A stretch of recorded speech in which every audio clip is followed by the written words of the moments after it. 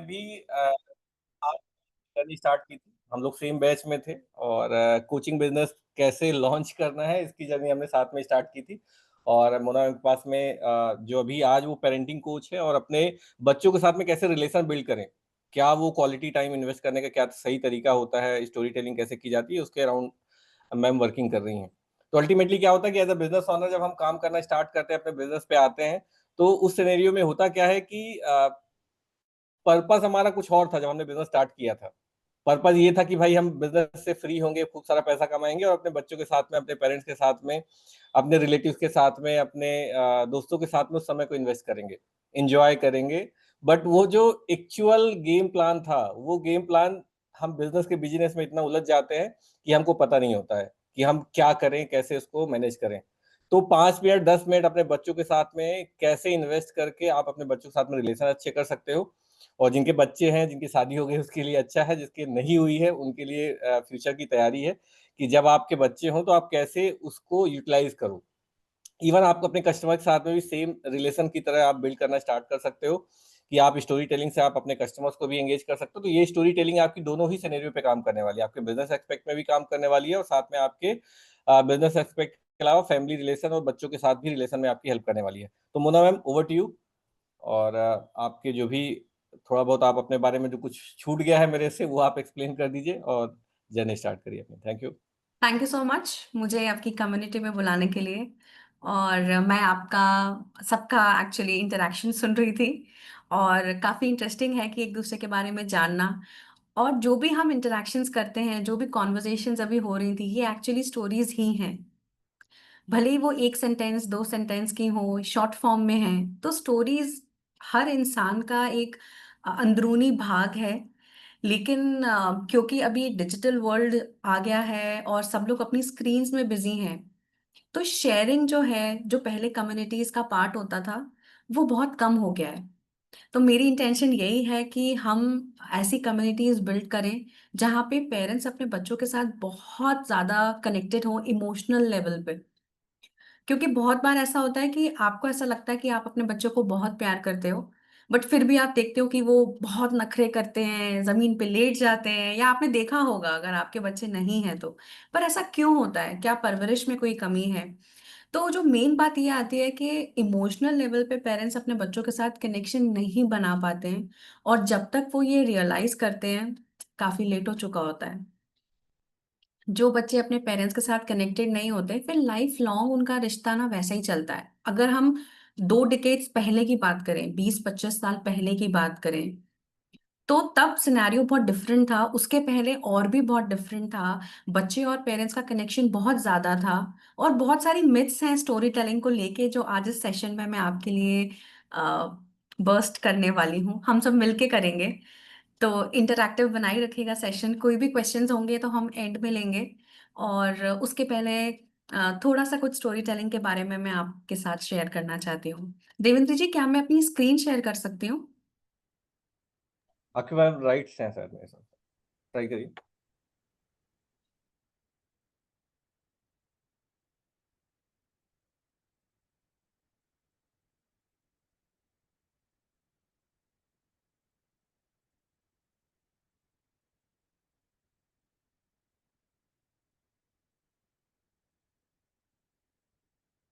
मेरी कम्युनिटी का नाम स्टोरी पेरेंटिंग है। बिकॉज मैं पेरेंटिंग निश में हूँ, लेकिन मैं स्टोरीज के थ्रू पेरेंट्स को कनेक्ट करना चाहती हूँ उनके बच्चों के साथ।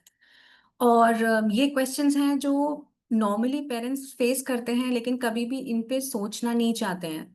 जैसे कि आप बहुत प्यार करते हैं अपने बच्चों को, आपको लगता है कि आप सब कुछ उनके लिए कर रहे हैं, जो भी आपका बिजनेस है सब आप उनके लिए कर रहे हैं, उनके लिए सब रिसोर्सेज इकट्ठे करते रहते हैं। लेकिन इसी जद्दोजहद में हम बहुत बिजी हो जाते हैं, क्योंकि आजकल वर्ल्ड की रिक्वायरमेंट है। और उन्हीं सब में बच्चे हमारे टैंट्रम शो करते रहते हैं। हमें लगता है कि बड़े होंगे तो शायद ठीक हो जाएगा, लेकिन ऐसा क्यों होता है? इस पर बहुत अच्छे से बैठ के सोचना चाहिए। सेकंड होता है कि भले ही पेरेंट्स ये एक्सप्रेस ना करें, को ये गिल्ट होता है कि शायद हम काम में बहुत ज्यादा बिजी हो गए हैं और हम बच्चों को क्वालिटी टाइम नहीं स्पेंड कर उनके साथ स्पेंड नहीं कर पा रहे हैं।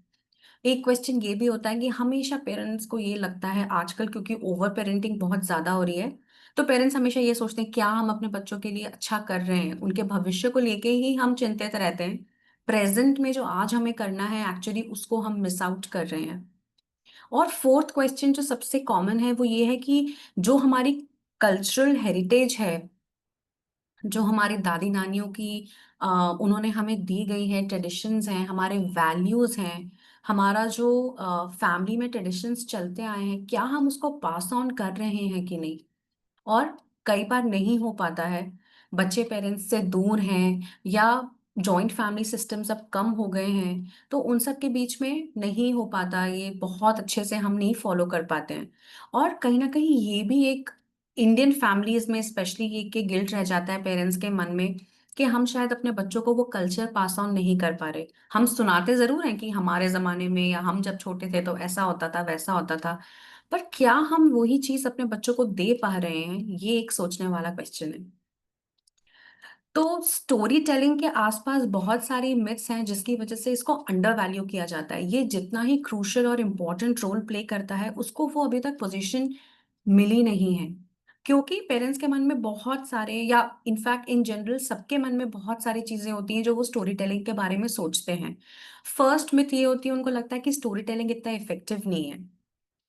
लेकिन अगर हम बहुत हजारों साल पहले जाएं, तो जितना भी एंशियंट विजडम आप इस पूरे वर्ल्ड में देखते हैं, पहले लिखने का कोई माध्यम नहीं था। उस टाइम लोग एक साइन लैंग्वेज से स्टार्ट हुआ, साइन लैंग्वेज के बाद उन्होंने लिखना शुरू किया पत्तों पे, पेड़ों की छालों पे। ऐसे actually written form of story telling start हुआ, और ये फिर पास ऑन होता रहा एक कम्युनिटी से दूसरी कम्युनिटी पे, और एक जनरेशन से दूसरी जनरेशन पे। तो स्टोरी टेलिंग जो है बहुत ही इफेक्टिव है। जैसे अभी गणेश जी के दिन चल रहे हैं, तो बच्चे नॉर्मली क्वेश्चन पूछते हैं कि उनका विसर्जन क्यों किया जाता है, या गणेश जी को क्यों, उनकी झांकियां क्यों लगती हैं, पंडालों में गणेश जी क्यों आते हैं। उसके पीछे बहुत एक इम्पॉर्टेंट स्टोरी है जो हम अपने बच्चों को शायद पुराना सुनाना भूल जाते हैं। और कुछ भी बोल देते हैं उस टाइम कि हाँ विसर्जन इसलिए होता है कि गणेश जी आए हैं तो जा रहे हैं। लेकिन अगर हम बैठे और उनको बताएं कि ऋषि वेद व्यास जी जब महाभारत लिखना चाहते थे, उनके उनको कंठस्थ थी, वो भी एक स्टोरी टेलिंग था जो लर्निंग के फॉर्म में आता था। बट वो चाहते थे कि वो लिखी जाए ताकि वो आगे फॉरवर्ड की जा सके आने वाली जनरेशन्स के लिए। तो गणेश जी की वो हेल्प लेते हैं और गणेश जी वो महाभारत लिखते हैं। कंडीशन एक ही होती है कि वो रुकेंगे नहीं, और गणेश जी नहीं रुकते, और वो लिखते जाते हैं लिखते जाते हैं। जब वो इतना लिख रहे होते हैं उनकी बॉडी गर्म हो गई होती है, तो वो समुद्र के किनारे बैठ के एक पेड़ के नीचे लिख रहे होते हैं। वहां की जो मिट्टी होती है, ऋषि वेद व्यास जी जाते हैं उस मिट्टी को गीला करते हैं और गणेश जी की पूरी बॉडी पे लगा देते हैं, जिससे उनको ठंडक मिले, जिसको हम मड थेरेपी कहते हैं। और जब ये सब होता है और धीरे धीरे वो उस पर पानी छिड़कते जाते हैं ताकि गणेश जी की बॉडी गर्म ना रहे।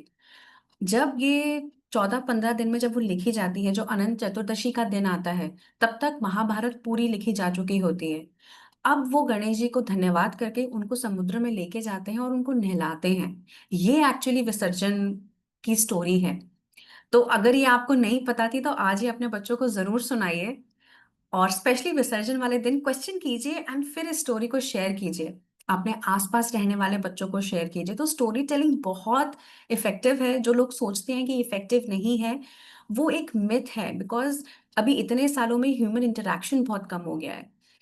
सेकेंड मिथ ये है, बिकॉज मैं हेल्प करती हूँ पेरेंट्स की कि वो 5 to 10 मिनट्स ही स्पेंड करके अपने बच्चों के साथ बहुत स्ट्रांग बॉन्ड बना सके। तो पेरेंट्स को लगता है कि 10 मिनट क्या होगा, 10 मिनट तो कुछ भी नहीं होते, ऐसा सिर्फ हमें लगता है। लेकिन जब आप कोई रील्स स्क्रॉल करते हैं, रील्स 1-1.5 मिनट की होती हैं, बट कई बार कुछ रील्स देख के आपको अच्छा लगता है, आप उनको लाइक करते हैं, शेयर करते हैं, आप रीपोस्ट भी करते हैं अपने प्लेटफॉर्म्स पे। क्यों? क्योंकि जब हम कोई विजुअल देखते हैं, साउंड इफेक्ट होता है, उन सब से डोपामिन रिलीज होता है, जिसके लिए आपको सिर्फ 1-1.5 मिनट लगा।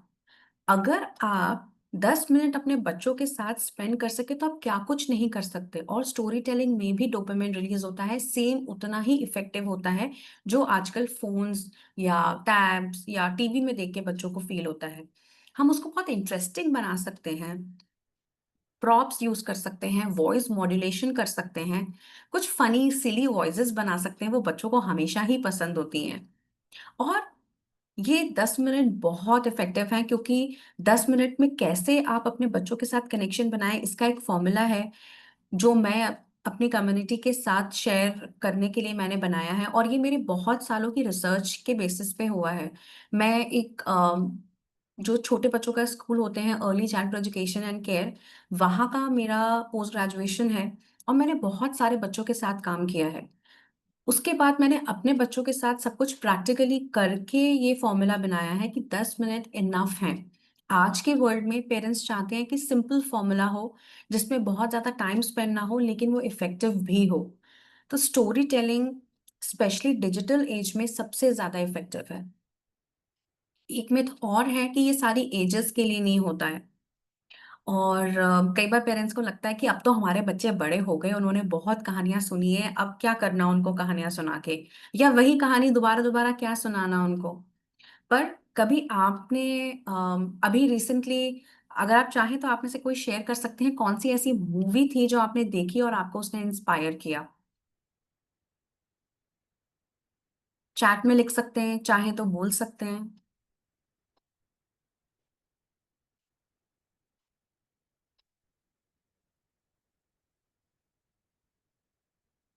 या कोई भी ऐसी मूवी थी जो आपको कभी ऐसा लगा कि अ, वो मूवी देखने के बाद आप घर आए, लेकिन आपका थॉट प्रोसेस चेंज हो गया और आपको ऐसा लगा कि वो मूवी आपके दिमाग से गई ही नहीं काफ़ी दिनों तक।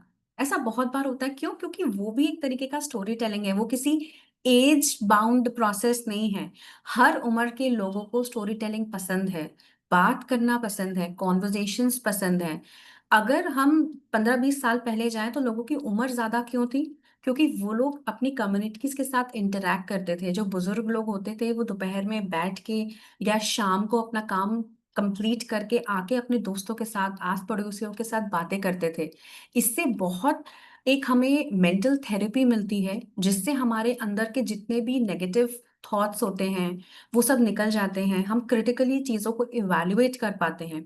ये सब कुछ स्टोरी टेलिंग का पार्ट है, और ये किसी भी ऐज तक बाउंड नहीं है। फिर कई लोगों को लगता है कि ये सिर्फ नाइट टाइम रिचुअल है। ये भी सच नहीं है, क्योंकि जो हम बात कर रहे हैं कन्वर्सेशंस की, ये कभी भी हो सकते हैं। अगर मान लीजिए रात में आपके पास टाइम नहीं है अपने बच्चों के साथ स्पेंड करने के लिए, तो जब सुबह वो रेडी हो रहे होते हैं स्कूल के लिए, या अगर आप उन्हें पिक एंड ड्रॉप करते हैं, उस टाइम कुछ भी एनवायरनमेंट में देख के भी आप उनके साथ कन्वर्सेशंस कर सकते हैं, अपनी लाइफ का एक्सपीरियंस उनके साथ शेयर कर सकते हैं, और बच्चों को बहुत मज़ा आता है पेरेंट्स के बारे में जानने के लिए। स्पेशली हमारे चाइल्डहुड में हम क्या करते थे, चीज़ें कैसे थी। तो ये सारे मिथ्स हैं, इसमें से सच कुछ भी नहीं है। स्टोरी टेलिंग बहुत इफ़ेक्टिव है, सेम डोपामाइन रिलीज़ होता है, किसी भी ऐज तक लिमिटेड नहीं है, और आप कभी भी सुना सकते हैं जब आप अपने रूटीन में इंटीग्रेट करना चाहें, आप तब स्टार्ट कर सकते हैं। तो अब क्या करना चाहिए पेरेंट्स को, जिससे कि अ, हमारे बच्चों के अंदर हम इमोशनली उनको एम्पावर कर सकें, उनका रेज़िलियंस इंक्रीज़ कर सकें, उनको स्क्रीन से दूर रख सकें, जो चीज़ें हम उनको डाँट के नहीं बता सकते, या हमारे डाँटने से, समझाने से भी वो नहीं समझ रहे हैं, उनको हम कैसे सिखा सकें जो बहुत ईज़ी हो, हमें ओवरबर्डन ना लगे। उसके लिए सिर्फ़ आपको प्रेज़ेंट रहना है फिज़िकली अपने बच्चों के साथ, बिना किसी डिस्ट्रैक्शन के। और आपका परफेक्शन इन स्टोरी टेलिंग बिल्कुल इम्पोर्टेंट नहीं है, आपका प्रेज़ेंस बहुत इम्पोर्टेंट है। जो पेरेंट्स हैं यहाँ पे, उन्होंने नोटिस किया होगा कि बच्चे कई बार आपके पास आके बोलते हैं कि हमारे साथ बैठिए ना, हमारे साथ खेलो ना, हमें ये टॉय सिखाओ ना, या आज एक स्टोरी सुनाओ ना, क्योंकि वो हमारे प्रेजेंस को बहुत वैल्यू करते हैं। हम शायद उसकी वैल्यू जो है अंडर एस्टिमेट करते हैं, लेकिन हमारा प्रेजेंस सिर्फ 5 मिनट से 10 मिनट तक का ही बच्चों के अंदर एक हैप्पी हार्मोन रिलीज करता है, जो उनके ब्रेन में इतने सारे चीजें को बैलेंस कर देता है। राइट एंड लेफ्ट ब्रेन उनका बैलेंस हो जाता है, उनकी क्रिएटिविटी इनहैंस होती है। तो सिर्फ प्रेजेंट रहिए, परफेक्ट स्टोरी सुनानी है, ये सब बिल्कुल मत सोचिए। इसी से फिर सेकंड है कि हमें बच्चों के साथ कनेक्शन बनाने की कोशिश करनी है, हर टाइम उनको टोकना नहीं है, उनको करेक्ट नहीं करते रहना, उससे बच्चे चिढ़ जाते हैं और उनका कहीं न कहीं सेल्फ वर्थ और सेल्फ एस्टीम जो होता है, जो वो अपने बारे में चीज़ें सोचते हैं, वो रिड्यूस होता जाता है। तो एक बार क्या हुआ कि मैंने कुछ नोटिस किया कि मेरी बेटी जो है उसको बहुत शौक है अच्छी-अच्छी स्टेशनरीज़ स्कूल ले जाने का। जब भी वो कुछ नया इरेज़र स्कूल लेके जाती थी, तो उसके पास बैठने वाले लोग बहुत ज़्यादा होते थे। तो और वो स्टेशनरी फिर कभी वापस नहीं आती थी। तो मुझे लगा कि ऐसा बार-बार हो रहा है, तो इस चीज़ पे मुझे कुछ वर्क करना चाहिए। और सबसे अच्छी बुक जो मुझे लगती है, जो बच्चों के लिए है, वो पंचतंत्रा है, दूसरी हितोपदेश है। तो मैं उसको काफ़ी पढ़ती हूँ, तो उसमें से एक स्टोरी मैंने निकाली और मैंने अपने बेटी को सुनाई और मेरा बेटा भी पास में ही बैठा था, दोनों ने सुनी। तो वो एक स्टोरी थी एक डॉग और एक रैबिट की। वो दोनों फ्रेंड्स थे, जंगल में रहते थे और एक दिन वो डॉग क्या करता है, रैबिट को काट लेता है और काटने के तुरंत बाद ही उसको अपनी जीभ से चाटने लगता है और कहता है कि मैं इसको ठीक कर दूँगा, आई एम सॉरी। अब रैबिट कुछ बोलता नहीं है, वो सिर्फ़ सुन रहा होता है और देख रहा होता है और वो अपने आप को ये क्वेश्चन कर रहा होता है कि ये डॉग मेरा सही फ्रेंड है कि नहीं? अगर ये मेरा सही फ्रेंड था तो इसने मुझे जानबूझ के काटा क्यों? और अगर इसने काटा तो अब ये इसको हील करने की एक्टिंग क्यों कर रहा है? रैबिट इसी कश्मकश में था और ये स्टोरी यहीं की यहीं खत्म हो जाती है।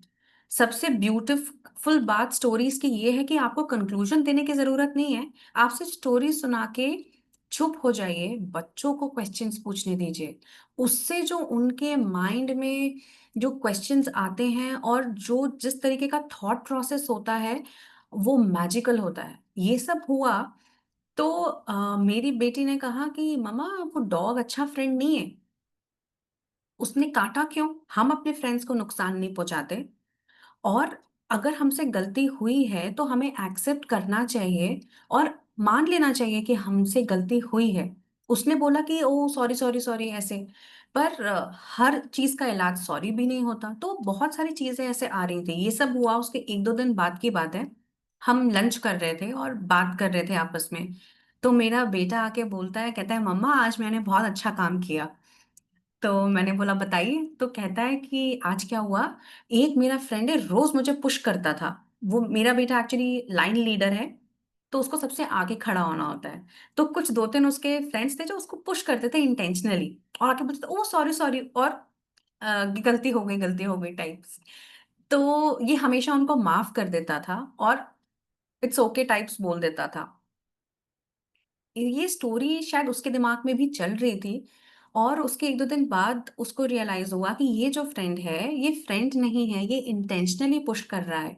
तो जो चॉइसेस बच्चों को बनानी चाहिए कि कौन सही है, कौन गलत है, क्या डिसीज़न उनके लिए सही है, क्या डिसीज़न उनके लिए गलत है, ये सब वो कर पाते हैं। तो मेरे बेटे ने क्या किया, फाइट बैक नहीं किया, उसने जाके टीचर को कंप्लेन करी। अभी तक कंप्लेन नहीं करी थी क्योंकि वो उसको फ्रेंड मान रहा था। कि ये इससे ठीक है, गलती से हो रहा है, पीछे से पुश आया या जो भी। पर बाद में उसको पता लगा कहता है मम्मा देखो मैंने रैबिट की तरह अपना दिमाग लगाया और पता कर लिया कि वो मेरा फ्रेंड नहीं है, वो मुझे जानबूझ के धक्का दे रहा है।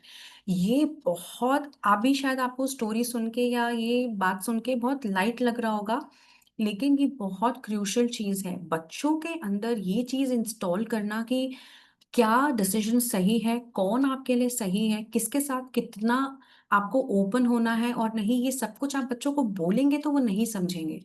लेकिन जब आप स्टोरीज़ के साथ शेयर करेंगे, वो इतना डीप डाउन जाता है, उनके दिल तक पहुँचती है ये कहानी और ब्रेन में हमेशा प्रोसेस होती रहती है। ये जो लर्निंग्स उनको स्टोरीज़ से मिलती है, ये लाइफ लॉन्ग रहती हैं।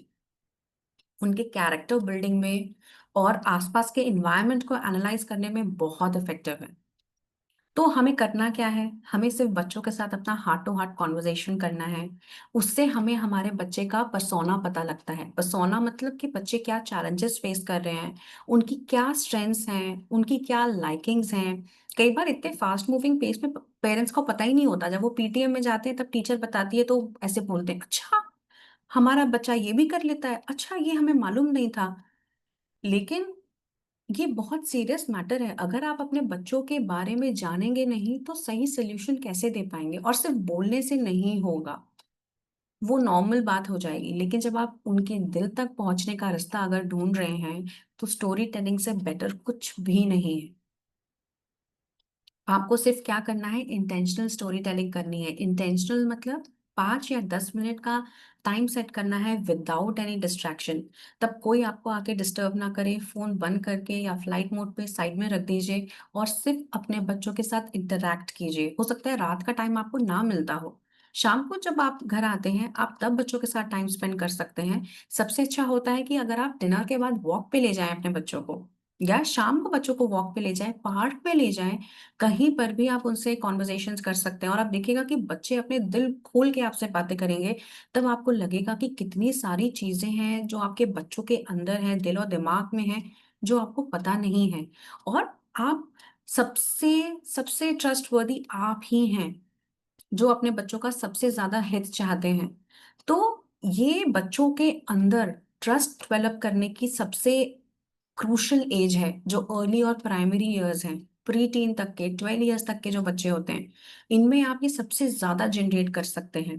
बाद में भी कर सकते हैं पर टाइम बहुत ज्यादा लगेगा, क्योंकि जब एक बार बच्चे टीन एज में आते हैं तो उनके हार्मोनल चेंजेस इतने ज्यादा हो रहे होते हैं कि वो बहुत सारी चीजों को उनको एक्सेप्ट करना होता है। उस टाइम शायद आपके साथ उनका रिश्ता एक नए सिरे से स्टार्ट करने के लिए वो तैयार ना हो। तो आज के टाइम पे अगर आप ट्रस्ट बिल्ड करते हैं तो तब के लिए टेंशन नहीं होगी। और टीन एज में जब बच्चों को कोई मिसगाइड कर सकता है या उनके मन में कोई क्यूरियोसिटी है, क्वेश्चंस हैं, तो वो आपसे आके जरूर पूछें। इतना तो हम ट्रस्ट जनरेट करें अपने बच्चों के लिए कि कभी भी उनको कोई प्रॉब्लम हो तो सबसे पहले उनको ख्याल अपने पेरेंट्स का ही आए और आपके पास आके वो सबसे ज्यादा शेयर करें। क्योंकि क्या चैलेंजेस आएंगे हमें नहीं मालूम है, लेकिन हम इतना तो आज कर सकते हैं कि अपने बच्चों को वो सेफ स्पेस दें कि वो आके कभी भी हमारे पास हमारा हाथ थाम सके। तो आज के टाइम पे क्या होता है, बहुत ओवर पेरेंटिंग होती है, मैं भी उनमें से एक हूँ। हम बच्चों का इतना ख्याल रखते हैं कि कई बार हम भूल जाते हैं कि जो जिस चीज को हम ख्याल कह रहे हैं वो एक्चुअली एक पिंजरा हमने बना लिया है उनके लिए। और इससे अपने बच्चों को बाहर निकालना बहुत ज़रूरी है। ये धीरे-धीरे मेरे को लगता है कि जब आप पेरेंटिंग जर्नी में आगे बढ़ते हैं, आपको बहुत सारे रियलाइज़ेशंस होते हैं। तो नॉर्मल रूटीन की तरह, बिकॉज़ स्टोरीज़ के साथ मेरा बहुत बड़ा कनेक्शन है, जिसके बारे में मैं आगे शेयर करूँगी। तो मैं रोज़ स्टोरीज़ पढ़ती हूँ, स्पेशली चिल्ड्रन्स स्टोरीज़ पढ़ती हूँ और अपने बच्चों के साथ शेयर करती हूँ रात में सोने के टाइम पे। हमारा नाइट टाइम रिचुअल है स्टोरी टेलिंग का मोस्टली। तो मैं एक स्टोरी पढ़ रही थी, रस्किन बॉन्ड मुझे बहुत पसंद है बिकॉज़ बहुत ही नेचुरल और लाइट टॉपिक्स पे लिखते हैं वो। और बच्चों को उनकी स्टोरीज़ पसंद आती हैं, क्वेश्चंस वो करते हैं क्योंकि वो डेली लाइफ से रिलेटेड स्टोरीज़ लिखते हैं। तो एक उनकी स्टोरी है, parrot who will not speak. तो इस कहानी में एक फैमिली, जो रस्किन बॉन्ड की फैमिली होती है, उनको उसकी बुआ एक पैरट गिफ्ट करती हैं। वो पैरट जो होता है वो बोलने वाला पैरट होता है। इवेंचुअली वो बोलना सीखेगा ऐसा। अब वो पिंजरा बहुत अच्छे से लाते हैं, उसका ख्याल रखते हैं, उसको खाना देते हैं। और वो बुआ रोज उसको पैरट को बोलती थी, ये कैसा पैरट है, बोलता ही नहीं है, किसी काम का नहीं है। और पूरे टाइम उसको बोलती थी, बोलो बोलो बोलो, चलो मेरे पास आओ, ओ क्यूट पैरट, ये वो। और पैरट उनको देख के बिल्कुल अपनी आंखें ऐसे कर लेता था गुस्से में। और एक दिन तो वो जाके, पैरट इतना गुस्से में होता है, जाता है और चोंच मार के उनका चश्मा पकड़ लेता है। अब तो वो बुआ बिल्कुल दूर रहती है इस पैरेट से, लेकिन क्रिटिसाइज करना नहीं छोड़ती, बोलती जाती है ये किसी काम का नहीं है, इसको उड़ा दो, ये तो बोल ही नहीं सकता, और क्या गाना गाएगा, you are a parrot who can not sing, who can not dance. और ऐसा ही होता था। पर जो ये बच्चा होता है, ये बच्चा उस पैरेट को बहुत प्यार करता है।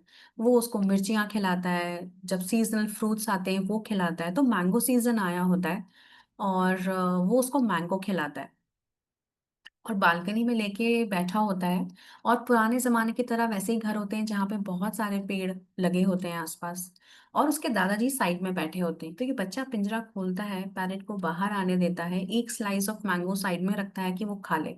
दादाजी बोलते हैं कि बी केयरफुल, ये तुम्हारी बुआ ने दिया है, अगर तो ये पैरेट उड़ गया तो वो बहुत दूसरा पैरेट ले आएंगी, सुनाएंगी अलग।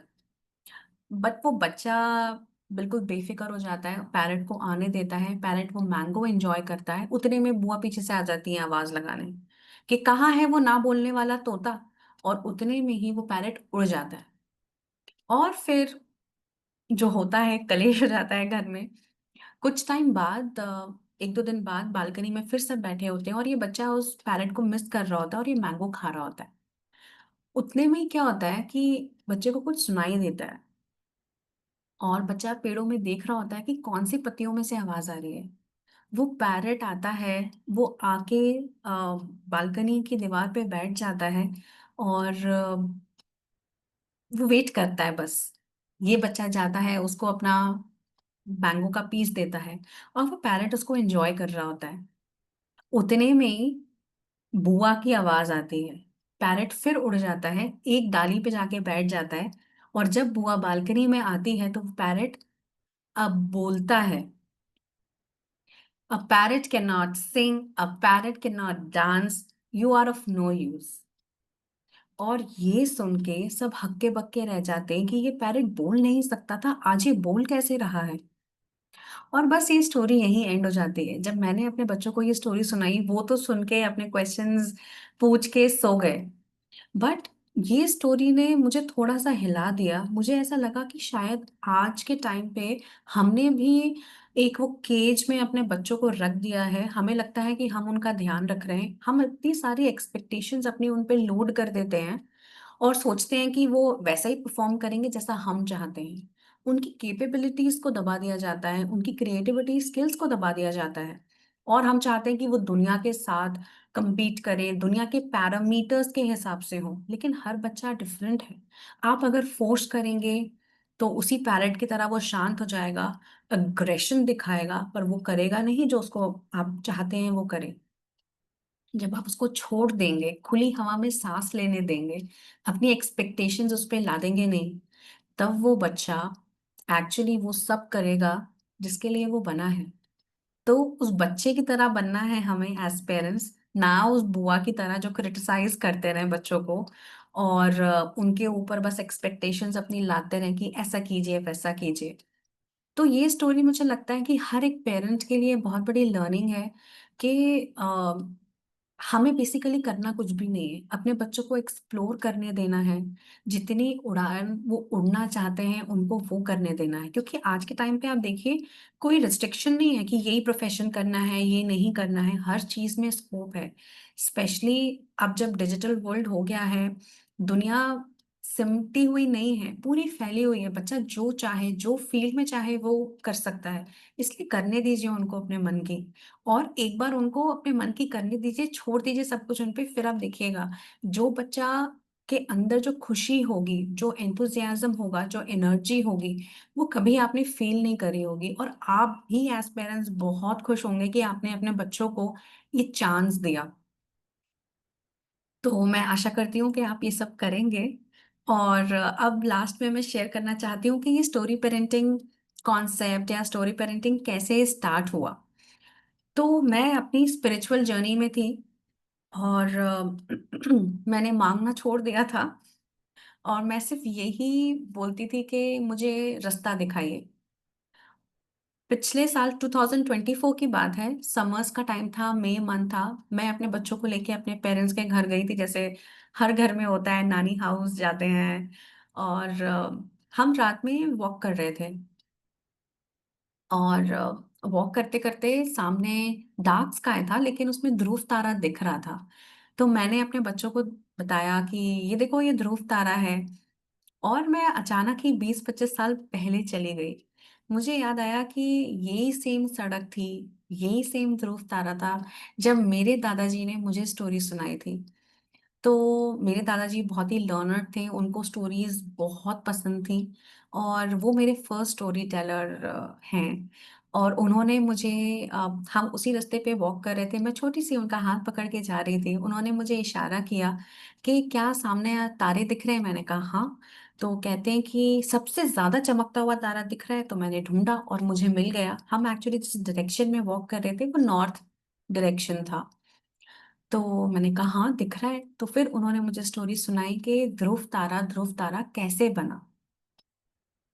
और ये स्टोरी शायद मुझे भूल जाती, लेकिन मुझे याद थी क्योंकि मैंने बहुत साल, बहुत टाइम तक नाइट वॉक अपने दादाजी के साथ करी है, जिनके पास बहुत बड़ा कहानियों का पिटारा होता था। तो उन्होंने बताया कि ध्रुव को कैसे उनकी सेकंड मदर जो थी सुरुचि, उन्होंने अपने, उनके जो फादर थे उत्तानपाद राजा, उनकी गोदी से भगा दिया था। और ध्रुव बहुत अकेला महसूस करता था, तो उसने अपनी जो उनकी मदर थी सुनीति, उनसे जाके बोला कि मम्मा, अगर मैं अपने पिता की गोदी में नहीं बैठ सकता तो कौन सा ऐसा पिता होगा जो मुझे अपनी गोदी में बिठाए, क्योंकि मैं वो गोदी चाहता हूँ, मैं चाहता हूँ कि कोई मुझे प्यार करे।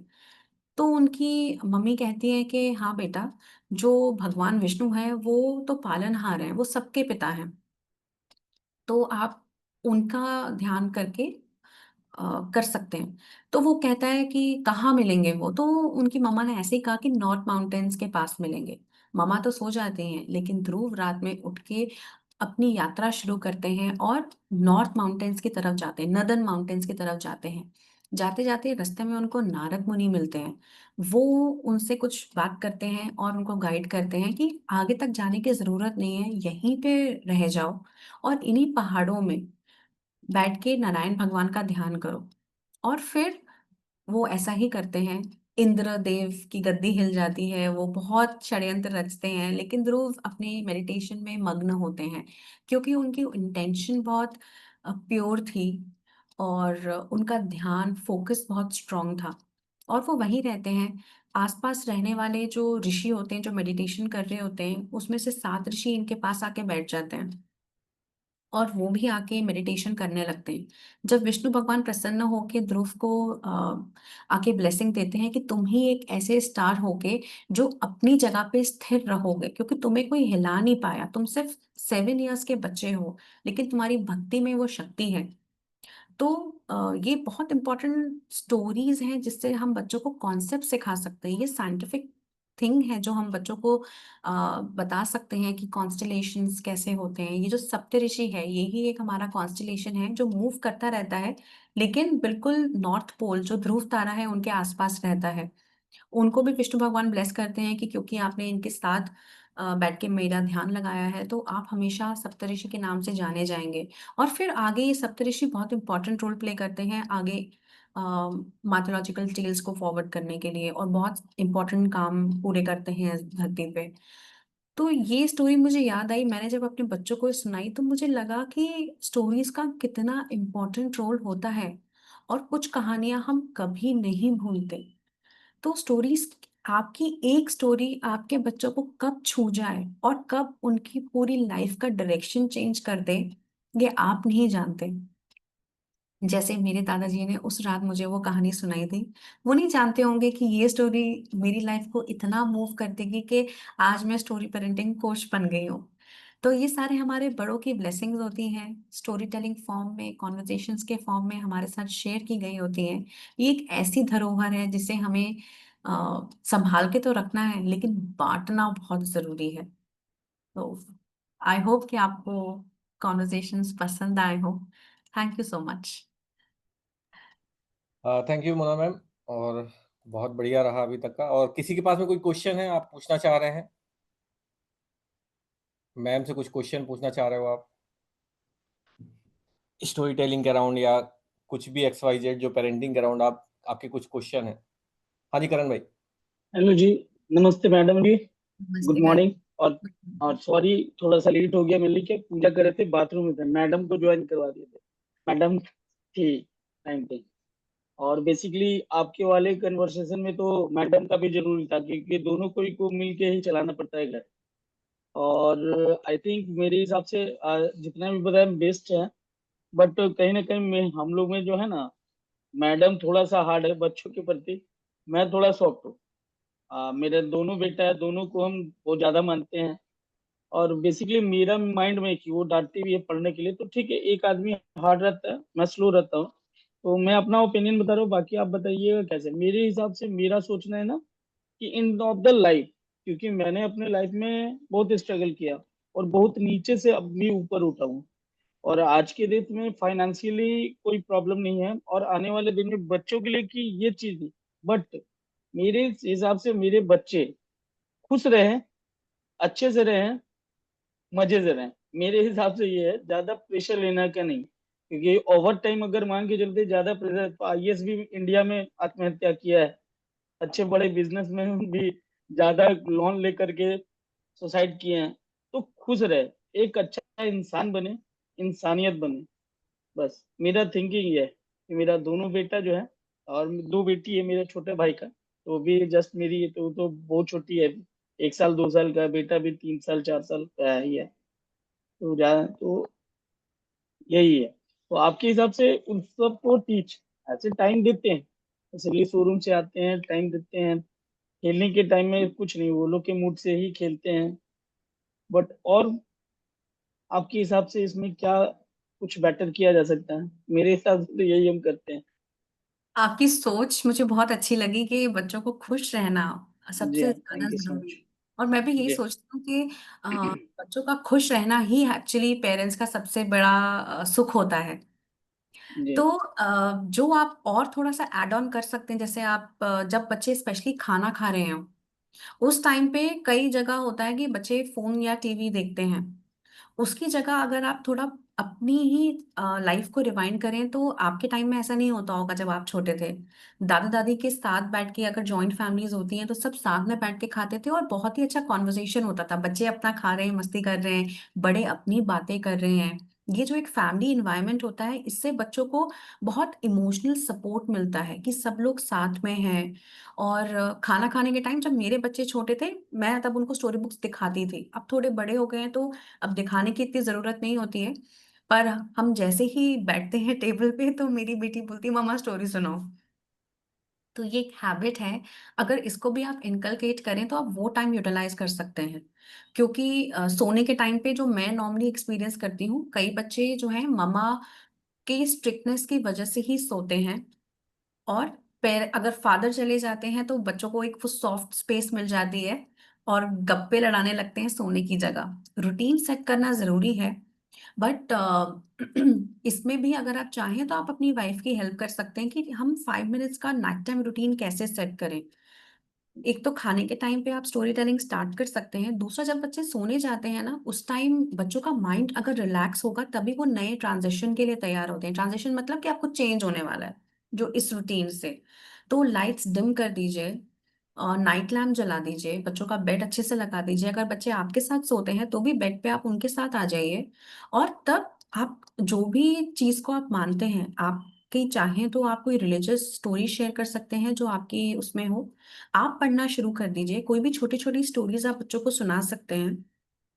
इससे आप अपना कल्चर, वैल्यूज, अपने रिलीजन को भी अपने बच्चों तक दे पाएंगे, जो नॉर्मली शायद दिन भर की थकान में और इन सब में हम हमारा छूट जाता है। तो इंटेंशनल टाइम सेट कर सकते हैं। दूसरा, आप अगर आपके बच्चे ट्राई करें तो भ्रामरी प्राणायाम जरूर कीजिएगा।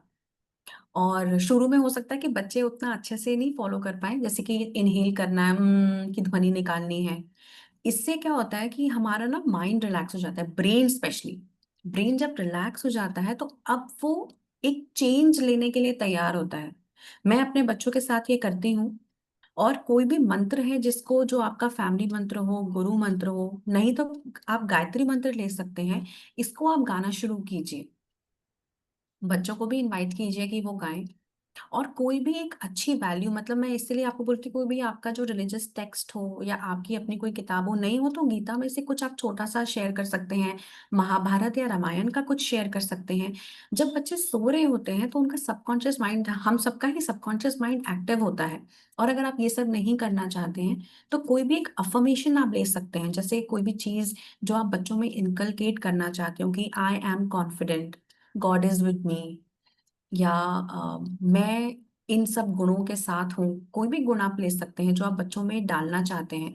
इस टाइम पे ब्रेन बहुत रिसेप्टिव होता है, वो हर कुछ एक्सेप्ट करने के लिए तैयार होता है, क्योंकि अब वो शांत हो गया है। उसका दिमाग इधर उधर, मतलब ब्रेन इधर उधर नहीं जा रहा लाइक अ मंकी माइंड। तो भ्रामरी करने के बाद आप कोई भी एक अच्छी अफ़र्मेशन अपने बच्चों के साथ कीजिए, 2-3 बार, 5 बार रिवाइज़ कर लीजिए। यही सेम जब बच्चे सुबह उठते हैं, मिरर के सामने जब वो ब्रश कर रहे होते हैं, सेम आप उनसे रिपीट करवाइए, ये भी बहुत अच्छा वर्क करता है।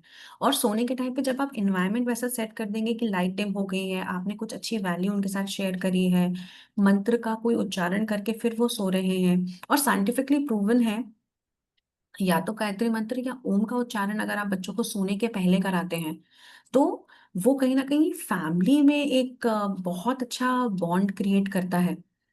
क्योंकि वो स आप बिल्कुल कनेक्टेड फ़ील करेंगे, आपके बच्चे इमोशनली आपके साथ बहुत एसोसिएट कर पाएँगे।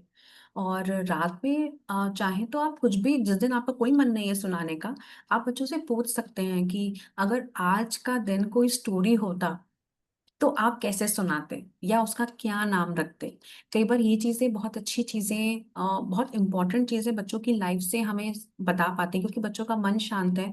अब वो दिन भर के रूटीन पे एक चिंतन कर पाते हैं कि क्या था आज, क्या हुआ, पूरा एक स्कैन कर पाते हैं पूरे दिन भर को, और वो आपको सबसे इम्पोर्टेंट चीज़ शेयर करेंगे, जो हो सकता है कि वो आपको बताना भूल गए हों, क्योंकि बच्चे बहुत बिज़ी होते हैं, इधर भाग रहे हैं, उधर भाग रहे हैं, और कुछ इम्पोर्टेंट चीज़ें वो मिस आउट कर जाते हैं। जब आप ये एक बहुत इम्पोर्टेंट कन्वर्सेशन या ये क्वेश्चन करेंगे उनसे, तो वो आपको ऐसा जवाब देंगे कि अ आपको लगेगा कि क्या हमारा बच्चा ऐसा भी सोचता है, हमें नहीं पता था। और फिर हो सकता है कुछ एरियाज़ आप आइडेंटिफ़ाई कर पाएँ जिस पे अब आपको वर्क करना हो।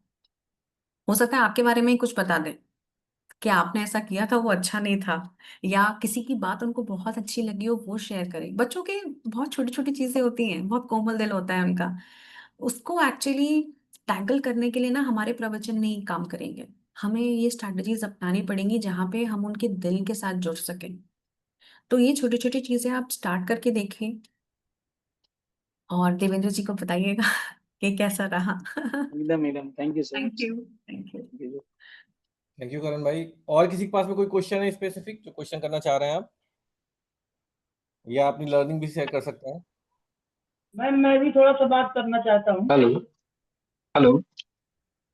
हाँ जी, आवाज नहीं आ रही? सतीश जी हेलो। आप, किशोर जी सतीश जी की बात करते हैं। हाँ गुड जी, मॉर्निंग सर। हाँ जी, गुड मॉर्निंग। हाँ। हेलो। हाँ जी, good morning ma'am. Good morning Dineshwar ji. Ma'am थोड़ा सा मेरा एक क्वेश्चन था। जैसे ये छोटे बच्चों की बात हुई में, जैसे मेरा बच्चा मैम अभी वो 12-13 साल का है, 13 13 ईयर्स का है वो। अभी उसमें थोड़े से कुछ परिवर्तन, उसमें चेंजेस हो रहे हैं थोड़े से उसके बिहेवियर में। एक ये कुछ काम में वो उतना ज्यादा इंटरेस्ट नहीं लेता, और ना पढ़ाई में इंटरेस्ट ले रहा है, ना जैसे अभी गणेश गणेश जी का, जैसे गणेश चतुर्थी का समय चल रहा है, अभी गणेश जी है।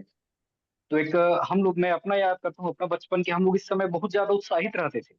और जहाँ पे जैसे गणेश जी बैठा हुआ है, पंडाल है, वहां पे हम लोग जैसे अपने स्कूल से आने के बाद पूजा के समय हम लोग जाके वहाँ एंगेज होते थे।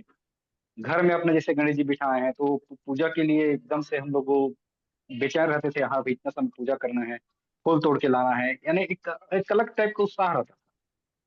लेकिन अभी मैं अपने बच्चे में देख रहा हूँ मैम कि ना, अभी कुछ समय से वो किसी चीज में उतना ज्यादा उत्साहित नहीं हो रहा है ना, पढ़ने लिखने में उतना ज्यादा उत्साहित हो रहा है। पढ़ने के लिए बैठता है तो सो जाता है। थोड़े से अभी मैं कुछ दिनों से उसको ऑब्जर्व कर रहा हूँ, इस तरह की समस्या थोड़ी सी आ रही है अभी। तो बेसिकली अभी जो आपके बेटे हैं वो टीनेज की तरफ आ चुके हैं। इस टाइम पे बच्चों की फिजिकली बहुत चेंजेस हो रहे होते हैं, हार्मोनल लेवल्स पे बहुत चेंजेस हो रहे होते हैं, तो उनका ब्रेन एक्चुअली बहुत कुछ सोच रहा होता है। अभी एक्सप्रेस नहीं हो पा रहा है, जहां तक मैं नोटिस कर पा रही हूँ। तो वो जो जी। एक्सप्रेशन है, वो जो उनके थॉट्स हैं, जो फीलिंग्स हैं, वो अभी उनके अंदर ही हैं। और इस लेवल पे वो एक कॉन्वर्जेशन होना, जहाँ पे जो उनकी किसी भी तरह के डाउट्स हों, अगर वो आप क्लियर कर सके तो वो सबसे बेस्ट होगा। आप अपने बेटे को जी।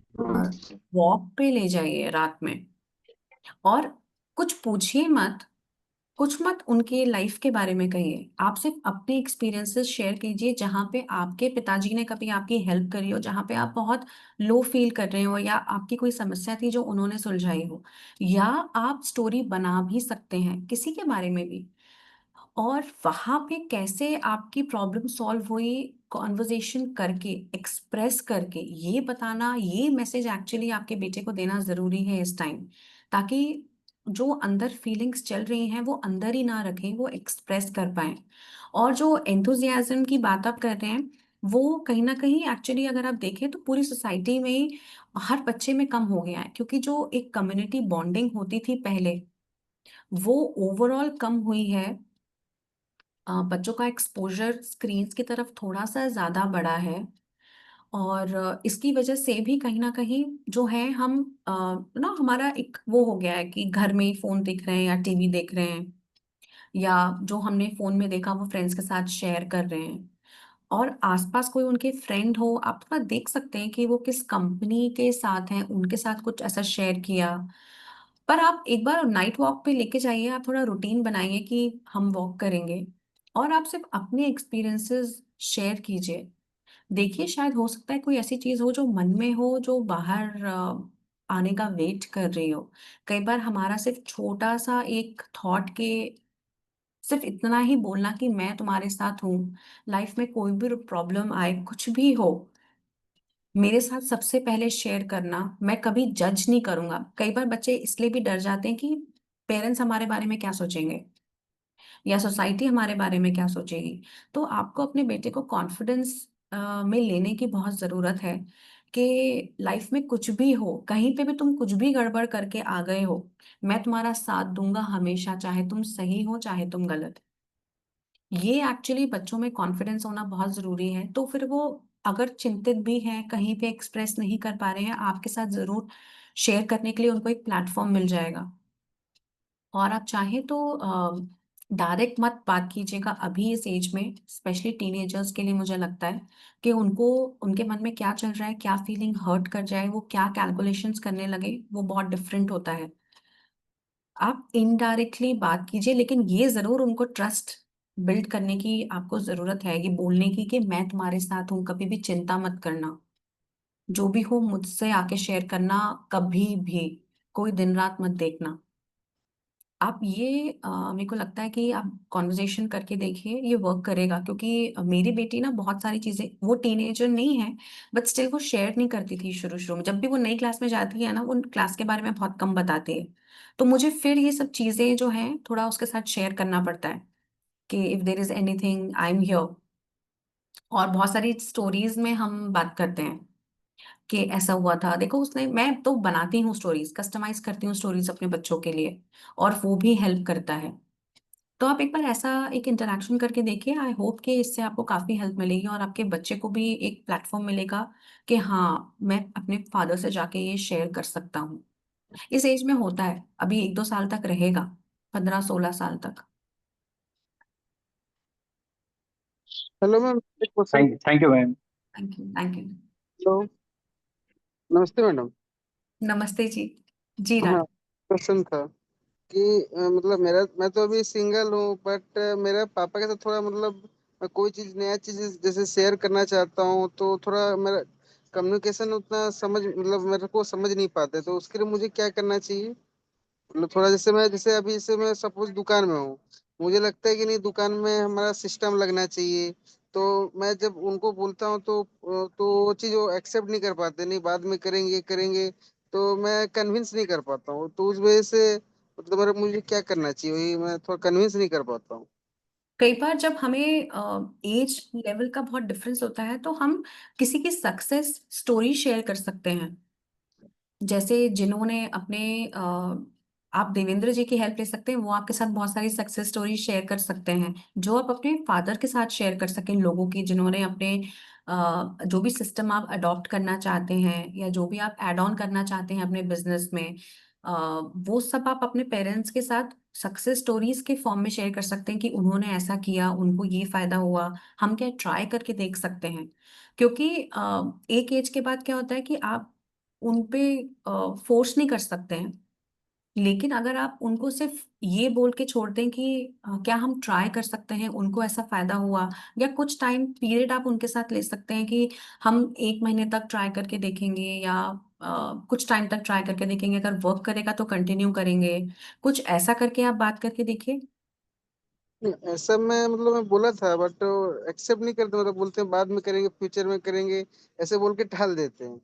तो फिर मेरे को कन्विंस करना नहीं हो पाता, फिर ज्यादा बोलने से गुस्सा भी हो जाते हैं, ज्यादा बोल रहा है ये वो, तो क्या करना चाहिए?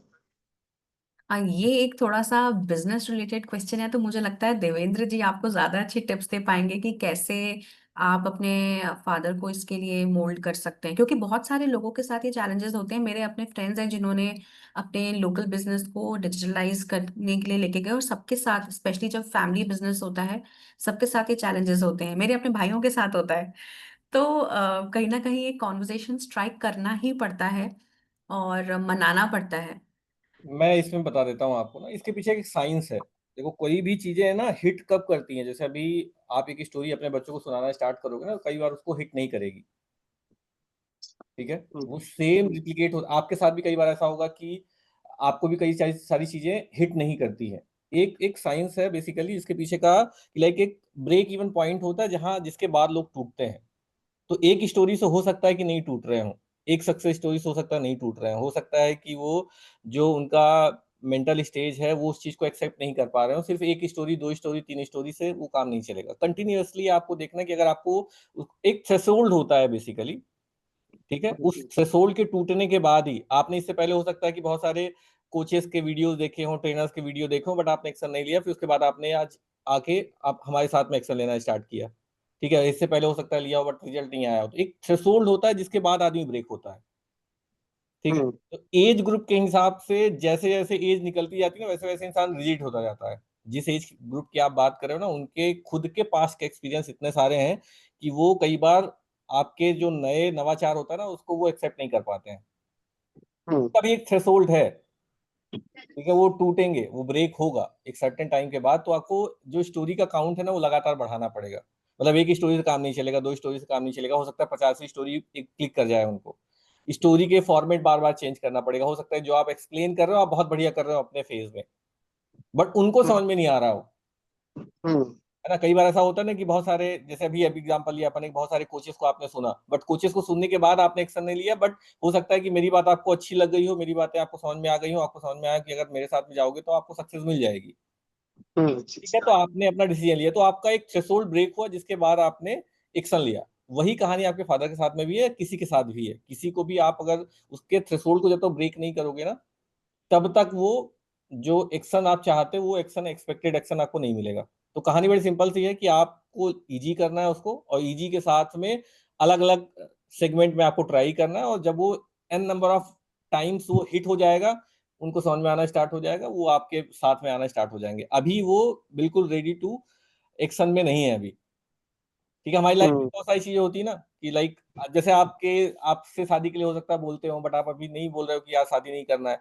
या तो आपकी शादी हो गई हो तो फिर वो आगे फैमिली प्लानिंग की कहानी है कि लोग एक्शन नहीं ले रहे हैं, आप एक्शन नहीं ले रहे हो। तो इस तरह से चीजें होती हैं। जब एक थ्रेशोल्ड होता है, थ्रेशोल्ड जैसे ही ब्रेक होता है, सामने वाला मान जाता है चीजें, ठीक है। तो इसके पीछे का साइंस बड़ा सिंपल सा है कि एक बार में काम नहीं बनेगा। मल्टीपल टाइम आपको अलग अलग तरीके से उस स्टोरी टेलिंग, अगर स्टोरी टेलिंग पे ही जाना है तो स्टोरी टेलिंग में भी कहानी यही है। और आप देखते होगे कि जब मैं सेशन लेता हूँ तो मैं भी आपको अलग अलग स्टोरी बताता हूँ, मैं अपनी स्टोरी बताता हूँ, मार्केट की स्टोरी बताता हूँ, आपको केस स्टडी देता हूँ। उसके पीछे कारण ये होता है कि समझ लो कि मेरी स्टोरी से आप हिट नहीं हुए, किसी और की स्टोरी से हिट हो जाओ, किसी और के तरीके से हिट हो जाओ, ठीक है। मार्केटिंग के अपन ने जैसे भी पिछले सेशंस में करीब 40-50 स्ट्रेटजी के बारे में डिस्कस किया, तो मैंने अपनी स्टोरी भी सक्सेस जो हम कर रहे थे वो भी बताई आपको, और जो मार्केट में चल रही है वो भी बताई, टेक्निक्स भी बताई कि कैसे आप उसको इंप्लीमेंट कर सकते हो। तो इसमें से आप 40-50 में से दो भी क्लिक कर गई, आपका काम हो गया। समझ में आया? सेम कहानी है। आपको जो आपके एफर्ट्स है ना वो बार बार लगाने पड़ेंगे। जब तक उनका थ्रेशोल्ड ब्रेक नहीं होगा तब तक वो, आप सोचो कि आप कुछ भी स्टोरी अब करते रहो, कोई फर्क नहीं पड़ेगा, है ना। एक सर्टेन पॉइंट ऑफ टाइम के ब्रेक इवन पॉइंट जब आ जाएगा तो वो आपका काम हो जाएगा। आप लगातार एफर्ट लगाते रहो, ठीक है सर। ठीक है। हाँ जी सतीश सर। जी सर। हाँ जी, मैम क्या नमस्ते। क्वेश्चन? नमस्ते सतीश जी। बहुत देर बाद मौका मिला है। तो ये बिटिया है, थोड़ा इससे बात करना है, ये 12वीं में है इस साल, बोल रही बहुत देर से बात करना है। तो बोलो। नमस्ते मैम। नमस्ते। क्या नाम है आपका? सॉरी, आपकी आवाज नहीं आ रही है। माइक अपने पास में रख लो आप। टीचर अपने पास में। अभी आना स्टार्ट होगी। मेरा नाम Mahi Gupta. Hello Mahi. Hello ma'am. जी बताइए। मैं 12वीं में हूँ, तो मुझे जानना है कि मैं आगे क्या करूँ अब 12वीं के बाद। मैंने सोचा है कि एनडीए का पेपर भी दे दूँ एक बार, लेकिन उसकी गाइडलाइंस अच्छे से नहीं दे रही। तो आप एनडीए में जाना चाहते हो? क्या सब्जेक्ट लिया है आपने? क्या बोलूँ? आपने 12th में कौन सा सब्जेक्ट लिया है? सॉरी। मैथ। Maths, okay. तो ये करियर गाइडेंस रिलेटेड क्वेश्चन है, मैं उसके लिए बेस्ट पर्सन नहीं हूँ। पर अगर आप एनडीए में जाना चाहते हैं तो मेरा सजेशन एक नॉर्मल यही होगा कि आप अपना फॉर्म भरिए, अपनी प्रिपरेशंस कीजिए। मेरा कज़न है जो आर्मी में है, और मेरी सिस्टर को मैंने तैयारी करते हुए देखा है। तो आपको आइडेंटिफाई करना पड़ेगा कि उसके लिए फिजिकल ट्रेनिंग की भी ज़रूरत होती है। तो कब हो रहा है टेस्ट, आप कब का फॉर्म भर रहे हो, आपको उसके पहले फिजिकल ट्रेनिंग्स के लिए बहुत तैयारी करनी पड़ेगी। जो क्वेश्चंस आते हैं, प्रैक्टिस सेट्स, वो सब आपको तैयार करने पड़ेंगे। तो फॉर्म आप उसी हिसाब से भरिएगा जब आपको लगेगा कि आपकी तैयारी के आप काफी पास हैं। बाकी आई थिंक कि ये किसी करियर काउंसलर से आपको पूछना चाहिए, या जो इंडिया इंस्टीट्यूट्स चलाते हैं। अगर आप फोकस्ड हैं कि आपको वही करना है तो आप बिल्कुल ट्राई कीजिएगा, उम्मीद मत छोड़िएगा। मेरा कजिन जो आर्मी में है, अभी वो कर्नल है, और उसने आई थिंक 4th या 5th अटेम्प्ट में क्लियर किया था। और वो फेज मैंने उसका देखा है, मेरे जितना ही है वो। और बहुत सैड फील करता था जब उसका नहीं सिलेक्शन हुआ था। वो आना जाना उसका बहुत कम था, सिर्फ हमारे घर तक ही आता था और कहीं नहीं जाता था, क्योंकि हम उससे कोई क्वेश्चन नहीं पूछते थे। बाकी सब उससे पूछते थे कि तुम आजकल क्या कर रहे हो। पर सबसे अच्छी बात ये थी कि उसने अपना जॉब कंटिन्यू किया, उसने अपना ग्रेजुएशन कंप्लीट किया, पोस्ट ग्रेजुएशन कर रहा था। उस टाइम उसका 4th या 5th अटेम्प्ट में क्लियर हुआ था। तो अगर आप बिल्कुल फोकस्ड हो, आप तैयारी करते रहिए, आप लगे रहिए, माइंडसेट पे वर्क कीजिए, और वहाँ जो ट्रेनर्स हैं आप उनसे जाके इंटरेक्ट कीजिए, ताकि वो आपको एक्चुअली उसकी सही गाइडलाइंस दे सकें। तो फिर उसके लिए 12th के बाद तो कॉलेज नहीं करना होता ना, तो हाँ, क्या लेकिन करूँ फिर? नहीं हुआ था ना, इसीलिए उसने अपनी पढ़ाई नहीं छोड़ी थी। उसने तैयारी शुरू करी थी, पर क्योंकि उसको ये भी पता था कि बाय चांस अगर वो नहीं होता है तो उसके पास एक बैकअप प्लान रहना चाहिए। तो उसने अपनी ग्रेजुएशन पे ध्यान दिया था, और पोस्ट ग्रेजुएशन के टाइम पे उसने जॉब स्टार्ट कर दी थी। और क्योंकि वो रेगुलर कॉलेज में जाता था, तो मॉर्निंग टू आफ्टरनून जो होता था अपना कॉलेज अटेंड करता था, और बाकी टाइम में इवनिंग सेशंस में वो एनडीए की ट्रेनिंग्स के लिए जाता था। मैं क्या करूँ फिर कॉलेज? आपको भी, मेरे को लगता है कि पढ़ाई छोड़नी नहीं चाहिए। हम किसी चीज पे फोकस्ड हैं, वो अच्छी बात है, उसमें हो जाता है तो ये बहुत ही अच्छी बात है। लेकिन किसी एक चीज के लिए सब कुछ छोड़ देना भी सही नहीं है। आप अपना ग्रेजुएशन में इनरोल जरूर करा लीजिए। आप थोड़ा बैठ के सोचिए कि अगर एनडीए नहीं तो सेकेंड ऑप्शन आपके पास क्या हो सकता है, या कोई और चीज जिसमें आपको इंटरेस्ट हो, जो आप करना चाहते हो। आप वैसा कुछ, आप अपना एडमिशन ले लीजिए, और उस पे आप एटलीस्ट एडमिशन लेके रहिए, ताकि ऐसा नहीं हो कि आपको बाद में लगे कि टाइम वेस्ट नहीं हुआ हमारा। लेकिन पढ़ाई, ट्रेनिंग्स जो भी उसकी होती है वो आप करते रहिए। बाकी आप अभी जो इंडिया सेंटर्स चलाते हैं उनसे जरूर बात करके देखिए। स्टोरी टेलिंग के लिए क्या करें, इसके लिए थोड़ा सा बता दीजिए। अगर स्टोरी टेलिंग में ये कोर्स करना चाहती हैं तो मैं जी देवेंद्र जी के साथ डिटेल्स शेयर कर सकती हूँ। उसके लिए जी। भी आप जैसे वो देवेंद्र जी आपकी हेल्प कर सकते हैं कि डिजिटली कैसे वो इस चीज़ को ले जा सकती हैं, प्रोफेशनल ट्रेनिंग्स वो कैसे ले सकती हैं। मैं डिटेल शेयर कर सकती हूँ मेंटर्स की, जो इंडिया में ऑनलाइन ट्रेनिंग्स कराते हैं स्टोरी टेलिंग के लिए। और सोशल मीडिया और बाकी ऑनलाइन बिजनेस के बारे में देवेंद्र जी आपको अच्छे से गाइड कर देंगे आपकी बेटी के लिए, कि कैसे वो स्टोरी टेलिंग को ही अपना बिजनेस का फोकस बना के आगे कंटिन्यू कर सकते हैं। तो मैं डिटेल्स देवेंद्र जी को दे दूंगी, तो वो आपसे शेयर कर लेंगे। बाकी बिजनेस को कैसे आप सोशल मीडिया पे या अपना प्लेटफॉर्म क्रिएट करके कैसे स्टोरी टेलिंग में आगे जा सकते हैं, वो भी एक बहुत अच्छी अपॉर्चुनिटी है। और उसको प्रैक्टिस करने के लिए, क्योंकि मैं एक एकेडमिक्स में रही हूँ हमेशा, तो मेरे को ऐसा लगता है कि इस एज में अगर आपकी बेटी स्टोरी टेलिंग में इंटरेस्टेड है, तो आप उनको ऐसे कोर्सेज करा सकते हैं, जैसे एनटीटी होता है, नर्सरी टीचर्स ट्रेनिंग प्रोग्राम। और ग्रेजुएशन जरूर करवाइए, क्योंकि ये प्रोग्राम के साथ जब ग्रेजुएशन होगा तो वो किसी स्कूल में जाके स्टोरी टेलिंग स्टार्ट कर सकते हैं। नहीं तो अगर वो अपना नॉर्मल भी करना चाहते हैं, स्टोरी टेलिंग के कोर्सेज वो स्टार्ट कर सकते हैं। और लेकिन कहीं ना कहीं तो उनको अप्रोच करना पड़ेगा फिजिकल सेटिंग्स में ट्राई करने के लिए, कि जहाँ पे उनको वो एनवायरनमेंट मिले, जहाँ बच्चे हों जिनको वो स्टोरीज सुना सके। और आजकल स्टोरी टेलिंग एडल्ट्स के लिए भी बहुत इन है, स्पेशली वृद्धा आश्रम्स में, या जहाँ पे कुछ ग्रुप्स होते हैं, जैसे सोसाइटी के अपने ग्रुप्स होते हैं, जो बड़े लोग एक्चुअली चाहते हैं इंटरेक्शन के लिए, लेकिन बच्चे उनके साथ नहीं हैं, बच्चे अब्रॉड रहते हैं। ऐसे भी बहुत सारे ग्रुप्स हैं जहाँ पे स्टोरी टेलिंग आजकल बहुत फेमस है। लेकिन ऑनलाइन कैसे ले जाना है, वो देवेंद्र जी आपको बहुत अच्छे से गाइड कर सकते हैं। बाकी डिटेल्स मैं उनके जी साथ शेयर कर दूंगी। जो ट्रेनर्स हैं वो अच्छे हैं, उनका 8-10 मंथ्स का कोर्स होता है, ऑनलाइन होता है, वहाँ पे आप सीख सकते हैं। लेकिन सिर्फ सीखना ही सब कुछ नहीं है, उसको अप्लाई करने के लिए थोड़ा लोकली जाके करना पड़ेगा। जी जी। उसके साथ एसोसिएशन कर सकते हैं आप। तो हम लोगों के लिए कुछ वीडियो शेयर कर दीजिएगा कि स्टोरी टेलिंग के लिए तो हम लोग अपने बच्चों को कैसे पालें, कम से कम पेरेंट्स थोड़ा को बहुत। स्टोरी टेलिंग के स्टेप्स, जी जी, मैं एक वीडियो रिकॉर्ड करके देवेंद्र जी के साथ शेयर कर दूँ।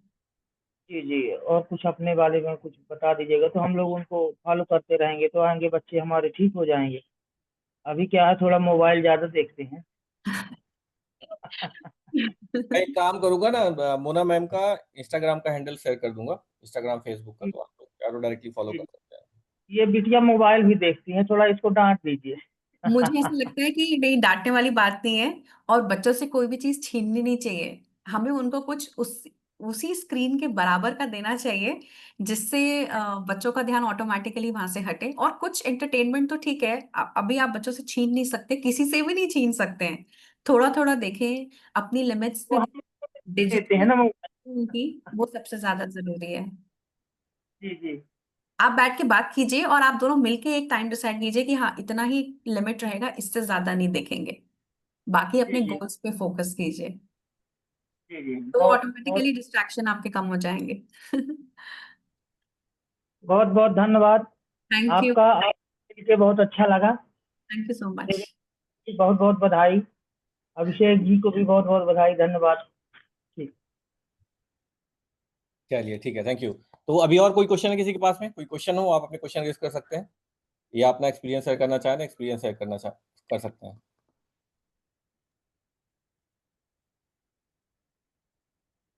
हाँ जी करण भाई, कोई एक्सपीरियंस शेयर करना चाहते हैं या कोई क्वेश्चन है अपना? नहीं, एक्सपीरियंस शेयर करना चाह रहे, वो जो राजा जी थे ना, सेम हाँ, पिच लाइन मेरा भी था, सेम पापा का। राजा जी हैं, उनको कुछ बता रहे थे। बढ़िया हो गया, उनको तो एक्सप्लेन कर दिया है, वो सेम कहानी है। थ्रेशोल्ड जब तक ब्रेक नहीं होगा ना, तब तक नहीं होगा। स्टोरी टेलिंग से ही आएगा, एक सर्टेन टाइम के बाद ही चीजें होती हैं। नहीं, पापा जो है ना, मेरे भी पापा का सेम पंच था, वो समझते नहीं थे हम जो बात समझाते थे। तो बेसिकली पापा समझते थे किस बात का ना, जैसे पापा से जो कनेक्टेड है, अगर उनके जरिए वो चीज बताया जाए, क्योंकि मेरे साथ ये कहानी स्टार्टिंग से है। पापा समझते थे कि हम तो सब किए हैं, तो तुम्हारा बात क्यों सुने। तो पापा से जिसका हम बनता था, उसको अगर ये चीज समझाए ना और वो समझाते थे तो होता था। और ये बेसिकली 4-5 साल लगा। उसके बाद पापा का कॉन्फिडेंस कि नहीं, बेटा जो करता है सही है, क्योंकि हम जो लेते थे एक्शन, वो 1 साल के बाद पापा को लगता था कि ये राइट है। पर बाद में वो पूरा क्लियर हो गया कि नहीं, बेटा जो कर रहा है वो फाइनल है, अच्छा करता है, तो उसमें ग्रोथ है। तो ये मेरा खुद का एक्सपीरियंस। पापा स्टार्टिंग में तो समझते ही नहीं है, आप बोलिएगा समझेंगे ही नहीं। वो कुछ बोलेंगे ना भाई, रहने दो, तुम अभी क्या देखा है दुनिया। जबकि बेसिकली कंपनी डीलर मीट सारे में तो हम जाते हैं, तो पापा ये बोले तुम चुप रहो, हमको ये पता है, पापा से डांट हम बहुत सुने हैं। बट उनसे जो जिनका बनता है, जैसे स्टाफ में ही है मेरे पास स्टाफ, उससे बड़ा अच्छा कोऑर्डिनेट है, उसके जरिए कि अंकल ये वाला काम करिए ना, वहां देखिए बगल वाला कर रहा है, वो बेनिफिट है, वो तुरंत होता है। बोले नहीं नहीं, ठीक है ठीक है, कर लो चलो। बाद में तो एक्सेप्ट। तो अभी जैसे सिस्टम लगाना है तो वो बताएगा तो कभी नहीं मानेंगे, अभी तो मानेंगे नहीं, पहले तुम चुप रहो यार।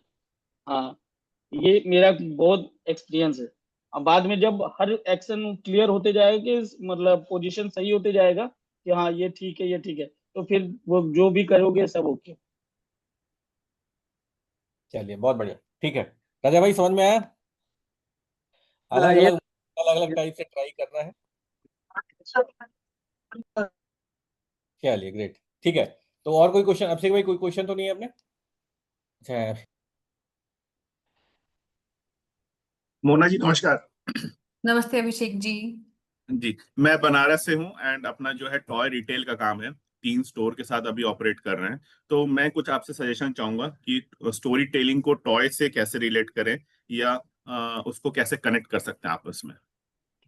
टॉयज का स्टोरी टेलिंग के साथ बहुत अच्छा कनेक्शन है। स्पेशली अभी अगर आप इंस्टाग्राम पे जाके सर्च ही करें जो टॉय मैन्युफैक्चरर्स हैं उनके, तो स्टोरी टेलिंग को मैंने अभी नोटिस किया है बहुत टाइम में ये लोग ने इंटीग्रेट कर लिया है। जैसे एक दो कुछ कंटेंट को मैं फॉलो करती हूँ, उसमें वो क्या करते हैं, अपने बच्चों के साथ उन्होंने वीडियोस रिकॉर्ड करे हुए हैं। आपकी क्योंकि शादी नहीं हुई है, आप कोई नेबर्स के बच्चों को ले सकते हैं, और जब पेरेंट्स को लगता है कि ये हमारी सबकी सेम प्रॉब्लम है, जो टॉयज इंप्रूव कर सकते हैं, जैसे उस टॉय का कुछ ना कुछ बेनिफिट जरूर होता है। टॉय सिर्फ खेलने के लिए नहीं होता, सेंसरी टॉयज होते हैं, कुछ टॉयज होते हैं जो हमारे ब्रेन डेवलपमेंट में हेल्प करते हैं, मैथमेटिक्स स्किल्स सिखाते हैं, और कुछ हमें इन्वायरमेंट रिलेटेड चीज़ें सिखाते हैं। कुछ प्रॉप्स हो सकते हैं आपके पास हो, बहुत सारे पजल्स हो सकते हैं जो हमारे ब्रेन के डेवलपमेंट में, और पजल्स में भी बहुत फॉर्म्स होते हैं, 3 पीस पजल, 4 पीस पजल, फिर आगे कॉम्प्लिकेटेड आते हैं। तो आप एज स्पेसिफिक स्टोरीज शेयर कर सकते हैं। ये किसी को, आपको जैसे एक कोई पेन पॉइंट आपको लेना है आपके कस्टमर का, कि अगर आपके बच्चों के साथ ये प्रॉब्लम है तो ये टॉयज उसका सोल्यूशन है, या मेरा बच्चे को ये फायदा हुआ इन टॉयज से। 3 4 टॉयज आप उस टाइम शेयर कर सकते हैं, या आप ऐसी रील्स भी बना सकते हैं, ऐसा कंटेंट बना सकते हैं कि इन 3 या 4 चीजों से आप अपने बच्चों का ये पर्टिकुलर स्किल इनहांस कर सकते हैं। तो स्टोरी टेलिंग यहाँ पे भी काफी इंपॉर्टेंट रोल प्ले करता है, क्योंकि कई बार बिफोर एंड आफ्टर भी शेयर करते हैं वो, कि पहले बच्चे बहुत ज्यादा दिखा रहे हैं कि फोन पे स्क्रीन्स पे हैं, और अब टॉयज के साथ हैं जहाँ पे स्क्रीन फ्री एक्टिविटीज को प्रमोट करते हैं। आप कर सकते हैं मतलब अपने टॉयज के थ्रू, और हर पेरेंट चाहता है। और जो मैं स्टोरी टेलिंग के साथ टॉयज को तो नहीं, लेकिन हाँ स्क्रीन फ्री एक्टिविटीज को प्रमोट करती हूँ। कोई भी स्टोरी आप एक कोई, अगर आपके पास टाइम हो तो आप पंचतंत्रा की कोई बुक ले सकते हैं, उस स्टोरी का क्या लेसन है और क्या वो टॉय के साथ कनेक्ट होता है, या आप नॉर्मल ही कोई टॉय ले सकते हैं, उनकी किस एक्टिविटी को या किस स्किल को बच्चे की इन्हांस किया जा सकता है वो कर सकते हैं।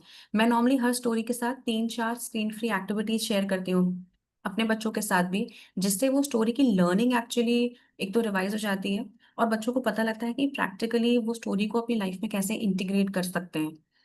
तो टॉयज आप सभी एज ग्रुप के लिए बनाते हैं, 5 8 ईयर्स तक के लिए होंगे आपके पास बेसिकली टॉयज। स्टेम टॉयज को आप प्रमोट कर सकते हैं। तो वो आप स्किल्स के बेसिस पे करेंगे तो सबसे ज्यादा इफेक्टिव होता है। और पेरेंट्स का वो कहीं ना कहीं पेन पॉइंट होता है, कोई बच्चा मैथ्स में ज्यादा अच्छा होता है, कोई लैंग्वेज में लिटरेसी में बेटर होते हैं। और ज्यादातर छोटे बच्चों के लिए अगर आप टॉडलर्स की बात करें 0 to 3 ईयर्स, तो इनका तो होलिस्टिक डेवलपमेंट चाहिए होता है। अगर आप 0 to 10 या 12 ईयर्स तक की मंथ्स की बात करें बच्चों के, तो वहां पे बेसिकली उनका फिजिकल मूवमेंट, सेंसरी स्किल्स के टॉयज को आप प्रमोट कर सकते हैं।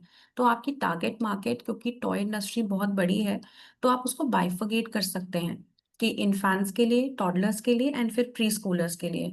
और इसके हिसाब से क्या क्या स्किल्स आपके टॉयज उन बच्चों की इन्हांस कर सकते हैं, उसके बेसिस पे आप अपना कंटेंट बना सकते हैं। वो बहुत इफेक्टिव होगा। और स्टोरी टेलिंग को आप बिल्कुल इन्वॉल्व कर सकते हैं। आप चाहें तो अपने टॉयज के साथ स्टोरीज का भी सेक्शन कर सकते हैं। अफिलिएट मार्केटिंग सीख सकते हैं आप देवेंद्र जी से, कि कैसे आप अमेजोन की लिंक्स शेयर कर सकते हैं और उसके साथ अपने टॉयज को एसोसिएट कर सकते हैं। या आप खुद ही चाहें तो आप स्टोरी बुक्स को भी इसमें कर सकते हैं। जैसे इन्फेंट्स के लिए आप वुड बुक्स ले सकते हैं, उसके बाद वाला जो हमारा ग्रुप है उनके लिए पिक्चर बुक्स आती हैं। उनको भी अपने टॉयज के साथ इंटीग्रेट करेंगे तो वो बहुत एक पैकेज टाइप बना के आप भी सेल कर सकते हैं। रीटारगेटिंग भी कर सकते हैं उन एज ग्रुप्स को बार बार। समझ गया। और दूसरी क्वेश्चन कि मैं किड्स के बच्चों के पेरेंट्स को टारगेट करूं स्टोरी टेलिंग के थ्रू कि grand parents? I think parents को ही करना चाहिए, लेकिन हमारे अब ये आपको देखना पड़ेगा क्योंकि ज्यादातर जो डिसीजन मेकर है वो कौन है, ये क्वेश्चन आपको पूछना पड़ेगा। तो ज्यादातर पेरेंट्स ही डिसीजंस लेते हैं क्योंकि जॉइंट फैमिली सिस्टम अभी थोड़ा कम हो गया है। लेकिन वो जो चीज अगर पेरेंट को हिट करेगी तो वो ग्रैंड पेरेंट्स को भी हिट करेगी, इन केस वो गिफ्ट करना चाहते हैं या अपने टॉयज को गिफ्टिंग पर्पस से भी, कि गिफ्ट में कैसे आप ये चीजें बच्चों को दे सकते हैं। गिफ्ट करना है तो आप इन टॉयज को कंसिडर कीजिए, ऐसे करके भी आप कर सकते हैं। स्पेशली जब ओकेजन्स आते हैं, जैसे होली गया तो सॉरी राखी गया तो राखी में आप क्या दे सकते थे, या अब आगे फेस्टिवल्स आ रहे हैं तो दिवाली में आप बुक्स के साथ इन टॉयज को कंबाइन कर सकते हैं कि in spite of giving some random things या चॉकलेट्स देने की बजाय आप ये सब चीजें दीजिए जिससे एक्चुअली बच्चों की स्किल्स एनहांस हो। यस, और growth enhance I think parents he decision ज्यादा फिजिबल, राइट। क्योंकि ग्रैंड पेरेंट्स जो है हमें लगता है कि सोशल मीडिया पे उनका कमी होगा पेरेंट्स की नहीं, आई थिंक बहुत अपेक्षा। है, ग्रैंड पेरेंट्स का भी बहुत है क्योंकि आजकल फोन सबके पास है, स्मार्टफोन्स हैं सबके पास अपने। अगर इंस्टा हैंडल नहीं है तो फेसबुक अकाउंट तो है ही, और मेटा एड सब पे रन कर रहे हैं। समझ। Thank you so much Mona ji, thank you thank so you. Much for your guidance. Thank you. Okay, तो ऑलमोस्ट सभी लोग क्वेश्चन हो गए हैं। तो मोना मैम बहुत बहुत धन्यवाद, आपने क्लियरिटी को थोड़ा सा एड्रेस किया और काफ़ी लोगों को काफ़ी क्लियरिटी आई होगी। और किसी को अगर पर्सनल गाइडेंस चाहिए होगा तो मैं मोना मैम का नंबर शेयर कर दूंगा, तो आप लोग डायरेक्टली पर्सनल गाइडेंस ले सकते हैं। और कुछ कोर्सेज भी होते हैं इनके जो पर्सनली, जैसे स्टोरी टेलिंग के लिए जैसे आप 6 JB बोल रहे थे, तो अगर आपको पर्सनली सीखना हो स्टोरी टेलिंग और प्रॉम्प्ट्स क्या होते हैं, कैसे क्या होते हैं, तो आप मोना मैम से डायरेक्टली सीख सकते हैं। तो बहुत बहुत धन्यवाद मोना मैम। और देवेंद्र जी बुलाने के सभी लिए लोगों को धन्यवाद जो लोग अभी तक बने हैं। Thank you. Good thank you. Thank you. Thank you so much. All the best everyone.